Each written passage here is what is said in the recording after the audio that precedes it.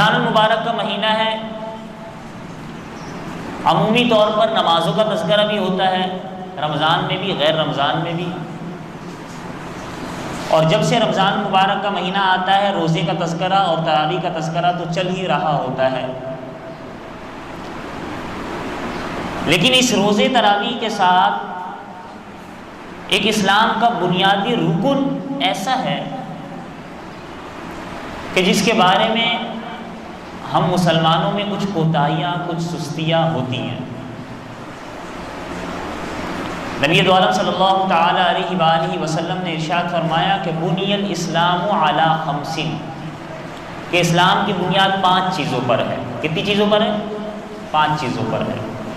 شہادت اللہ الہ الا اللہ وان محمد رسول اللہ، نمبر 1 لا الہ الا اللہ اور محمد رسول اللہ کی گواہی دینا، واقام الصلاۃ، نمبر 2 نماز قائم، نمبر 3 زکوٰۃ ادا کرنا، وصوم رمضان، نمبر 4 رمضان کے روزے رکھنا، والحج ان استطعت الیہ سبیلا، اور حج اگر استطاعت ہو تو کرنا۔ یہ 5 چیزیں اسلام کے بنیادی ارکان اور بنیادی ستون ہیں۔ ان 5 چیزوں میں سے نمبر 1 کلمہ طیبہ، نمبر 2 نماز، اور نمبر 3 زکوٰۃ۔ زکوٰۃ سے متعلق گفتگو کرنے کا ارادہ ہے۔ تو یہ زکوٰۃ والا جو معاملہ ہے اس میں ہم مسلمانوں میں بعض تو زکوٰۃ کا انکار ہی کر دیتے ہیں ناواقفیت کی بنا پر،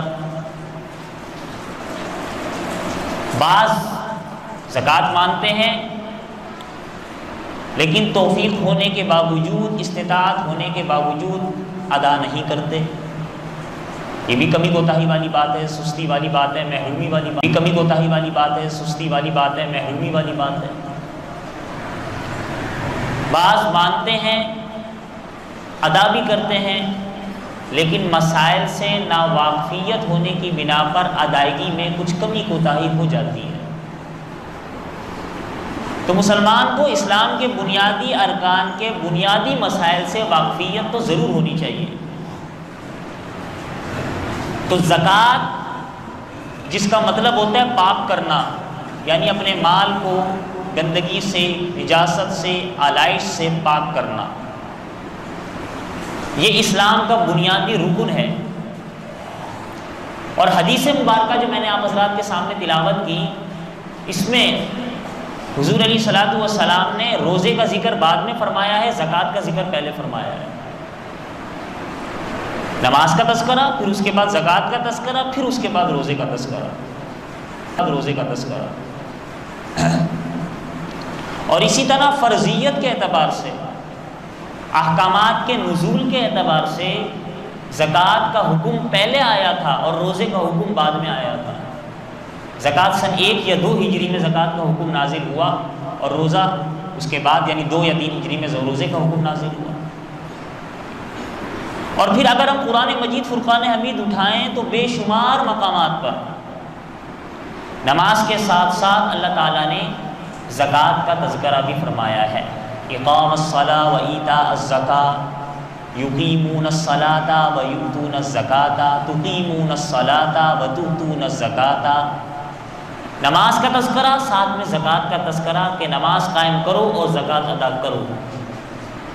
گویا یہ ساتھ ساتھ تذکرہ ہمیں یہ بتا رہا ہے کہ جس طرح نماز فرض ہے اسی طرح زکوٰۃ بھی، جس طرح نماز کی ادائیگی ضروری ہے اسی طرح زکوٰۃ کی ادائیگی بھی صاحب نصاب پر ضروری ہے۔ اور پھر اس کی اہمیت کا اندازہ اس بات سے لگائیں کہ نبی دو عالم صلی اللہ تعالی علیہ وآلہ وسلم کے انتقال اور وصال کے بعد جب کچھ لوگوں نے زکوٰۃ کی ادائیگی سے انکار کیا تو خلیفہ اول، خلیفہ بلا فصل، امیر المومنین، خلیفۃ المسلمین سیدنا ابوبکر صدیق رضی اللہ تعالی عنہ نے ان کے خلاف علم جہاد بلند کیا اور فرمایا کہ واللہ لأقاتلن من فرق بین الصلاۃ والزکاۃ، اللہ کی قسم میں ضرور جنگ کروں گا، جہاد کروں گا ان لوگوں سے جو نماز اور زکوٰۃ میں فرق کرتے ہیں۔ تو پتہ یہ چلا کہ زکوٰۃ کوئی معمولی چیز نہیں ہے، بلکہ جتنی اہمیت نماز کی ہے اتنی ہی اہمیت زکوٰۃ کی ہے، اتنی ہی اہمیت زکوٰۃ کی ہے۔ پھر زکوٰۃ کے اندر بے شمار نیکی کے پہلو آ جاتے ہیں۔ اگر میں ان میں سے چند کا تذکرہ کروں تو جس طرح نماز ہے، نماز میں انسان مسلمان اللہ کے سامنے اپنی عاجزی کا اظہار کر رہا ہے۔ اس عاجزی کا اظہار زبان سے بھی کرتا ہے، اپنے جسم کی حرکات اور سکنات سے بھی کر رہا ہے۔ زبان سے عاجزی کے کلمات دہرا رہا ہے، سبحانک اللہم و بحمدک و تبارک اسمک، نماز ہے۔ اور کبھی رکوع میں جا کر، کبھی سجدے میں جا کر اپنی عاجزی اور انکساری اللہ کو دکھاتا ہے۔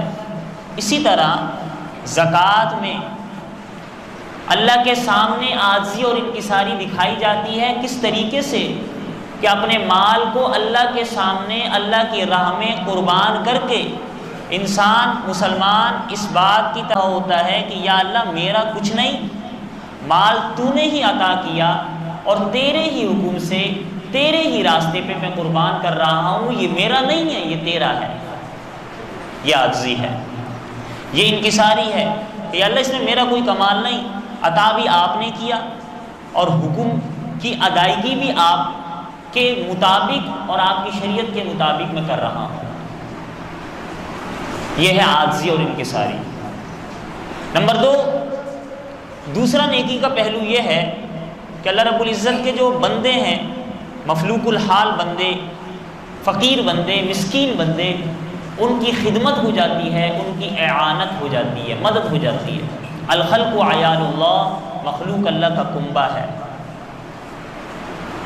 فأحب الخلق الی اللہ من احسن فی عیالہ، نبی دو عالم صلی اللہ علیہ وسلم فرماتے ہیں کہ اللہ کو سب سے محبوب ترین بندہ وہ ہے جو اللہ کی مخلوق کے ساتھ اچھی طریقے سے پیش آتا ہو، اللہ کی مخلوق کے ساتھ حسن سلوک کرتا ہو۔ تو اللہ کے بندوں کی مدد ہو رہی ہے۔ اور نمبر 3 اس کے اندر نیکی کا پہلو یہ ہے کہ مسلمان کے دل میں جو مال کی محبت، جو دولت کی حرص پیدا ہو جاتی ہے، اس محبت کو، مال کی محبت کو، اس دولت کی حرص کو دور کرنے کے لیے اللہ رب العزت کی طرف سے زکوٰۃ والے معاملے کو مقرر کیا گیا ہے۔ اور اس کی طرف اشارہ قرآن مجید فرقان حمید میں اللہ تعالیٰ نے سورۃ التوبہ میں اور کئی مقامات پر ارشاد فرمایا، خذ من اموالہم صدقۃ تطہرھم وتزکیہم، خذ من اموالہم، اے نبی ان کی مال سے نکالیے، ان کی مال سے لیجئے، صدقۃ ایسا صدقہ، ایسی زکوٰۃ، تطہرھم بہا کہ ان کے دل کو پاک کرے، وتزکیہم اور ان کے نفوس کا تزکیہ کرے، ان کے نفسوں کو پاک کرے۔ تو پتہ چلا کہ زکوٰۃ کی ادائیگی ہمارے دلوں اور ہمارے نفسوں کی پاکی کا ذریعہ ہے۔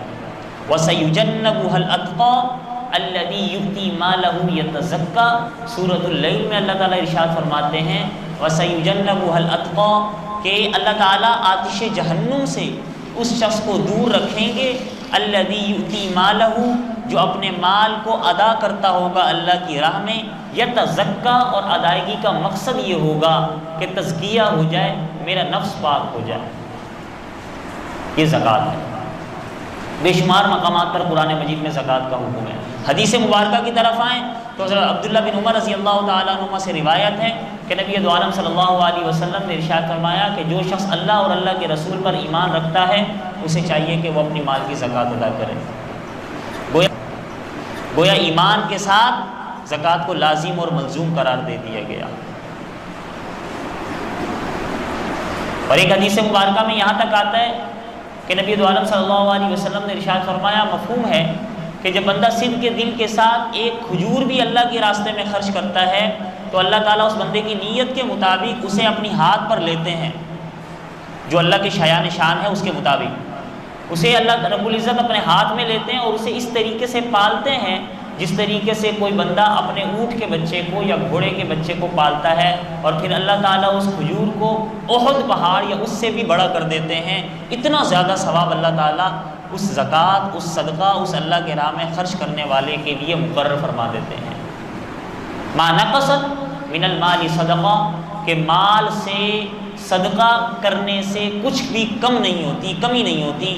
یمحق اللہ الربا ویربی الصدقات کے ساتھ فطرانہ نکالتا ہے، اس کے مال میں کوئی کمی نہیں ہوتی۔